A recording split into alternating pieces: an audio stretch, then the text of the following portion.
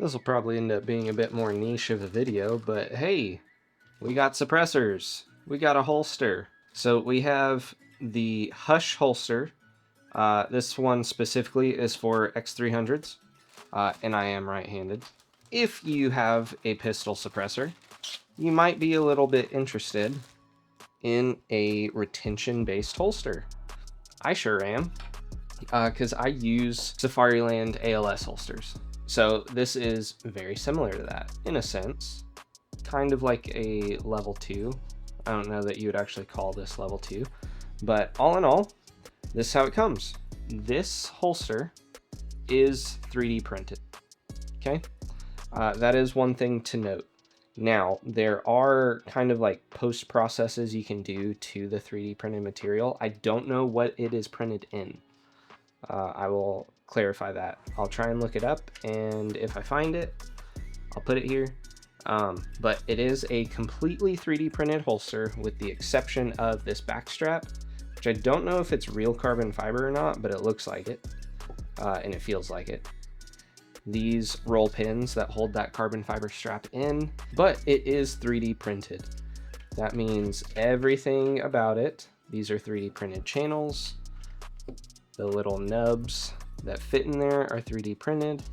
Everything about this is 3D printed. It is strong, I will say. There's a couple points that I'm interested by, and we'll talk more about them once I actually put a pistol in here. Particularly these, the little tongues that prevent the gun from coming out. It's an interesting concept for a holster. There's a lot of holsters out there, and there might be other ones that do retention for suppressors too. I just can't find them. So if you do know of one, throw it in the comments. But there's something like the T-Rex, what do they call it? The Ragnarok SD, where it's a Kydex holster, normal kind of slip and slide, no retention other than friction. But I do like active retention, right? I like the idea of you can't just grab a gun and pull it. Or if I'm too extreme or anything rolling around, it could fall out. That's why I was interested in trying this. So the way these work is it is based around the light. Most of these will be based around the light.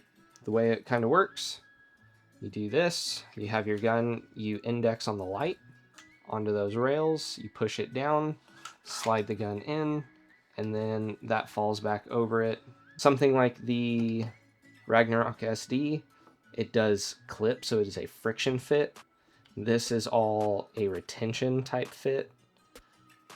So it will have play, and if you find a gun on the larger side of things, there might be less play in it. There is still a little bit of play even on something like this. There's less play in the overall system with that than there is with a smaller firearm like the P322 with a Huxworks 22 on it, right? There's a lot more play there. Now, that brings up something that I was a little worried about when I got this. This arm moves, right? However, I have tried it with both of these guns. I cannot finagle this in a way where this gun can come out. I actually have to press this and pull. So that is beneficial there, but there was a lot of play. That's a lot of play, right? It does do really well at covering the trigger. So here's P320. I cannot get my finger in there. So that is excellent. P322. I cannot get my finger in there. There's a little bit more room on this side that I could get in. A lot less room on this side. I cannot get my pinky in there either. Well, no, I can't even touch the trigger. So that is really awesome. Now, this is fit to work on Safariland, which is what we will be doing. Also RTI, I believe they said 39. They also have their own like drop leg system, which I don't really want to deal with that. So they do send you screws and a washer kit for you to put that on. So there we go.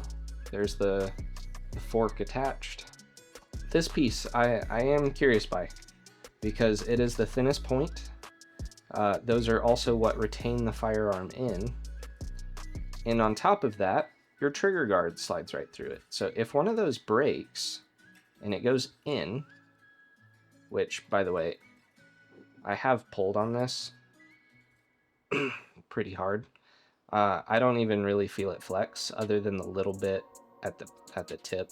I'm sure if I actually like torqued this thing and even like grabbed an Allen wrench and tried to like crank on it, or some sort of like long screwdriver and push and whatnot, yeah, I'm sure I could get it to break. I don't know that it's just gonna break under normal pressures that it would get, but I'll be curious to see it. Any updates that happen on that, or any failures I have, I will probably make another video talking about. But I mean, that's kind of neat. Yeah, a little bit of play. If I run, it might move a bit, but all in all, it's pretty neat. Pretty neat concept for a holster. I like the thought on the carbon fiber, or this is Tigris, that looks like carbon fiber. Whatever it is, it's durable. It's not just a normal plastic. Very neat. Now, I think they had that same thought on if some of this just didn't work right, or if it's just easier to print this way. These are keyed, so it like kind of dovetails in, and it's two separate pieces.